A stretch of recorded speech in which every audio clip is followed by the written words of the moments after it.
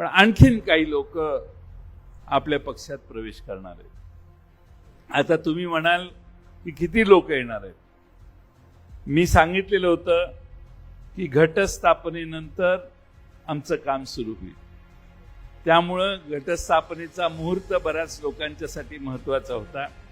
त्यामुळं हर्षवर्धन पाटील साहेबांनी 3 तारखेला काल पवार साहेबांची भेट घेतली। आज आपल्या सगळ्या सहकाऱ्यांचा बैठक मेळावा घेतला।